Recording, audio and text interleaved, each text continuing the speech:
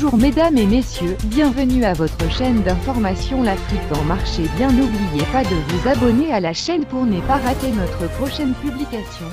Alors que la MINUSMA attend depuis plus d'une semaine le feu vert des autorités pour aller enquêter à Mura, l'armée malienne précise le déroulé de l'opération qui s'y est tenue entre le 23 et le 31 mars dernier. Des détails ont été distillés ces derniers jours, notamment ce week-end à l'occasion du passage d'une délégation ministérielle dans ce village du centre du pays.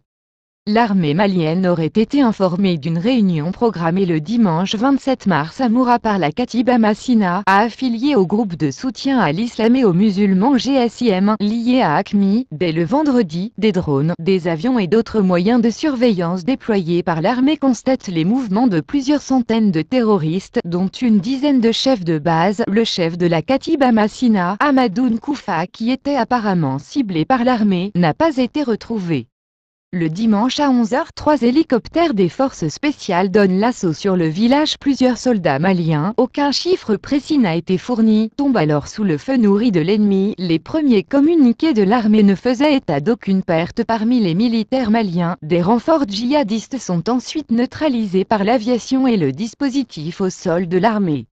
145 terroristes auraient ainsi été abattus aux alentours de Mura, puis, pour éviter des combats de rue, les FAMA bouclent le village et, le lendemain, appellent les populations à se regrouper avant de commencer le ratissage. Des entrepôts d'armes prennent feu alors que des terroristes s'y trouvent, d'où des corps calcinés que certains médias et ONG s'évertuent à faire passer pour des civils brûlés, précise le quotidien d'État, L'Essor. Le jeudi 31 mars, au matin, les forces spéciales maliennes quittent le village. Bilan définitif, 203 djihadistes neutralisés et 51 interpellés. La présence de combattants russes aux côtés des FAMA est fermement démentie. Des médias du monde entier et des organisations maliennes et internationales de défense des droits humains ont fait état d'allégations d'exactions commises par les forces maliennes et leurs supplétifs russes déployés en nombre, notamment des exécutions sommaires de civils et de djihadistes désarmés, pour un bilan total des au moins 300 morts, selon Human Rights Watch, de nombreuses sources allant même au-delà.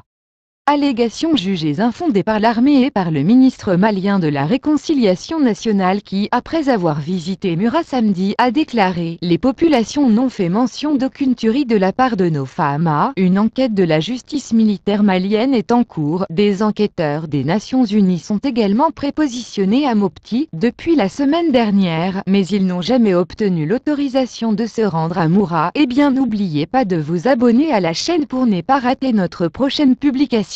Agréable soirée à tous, au revoir.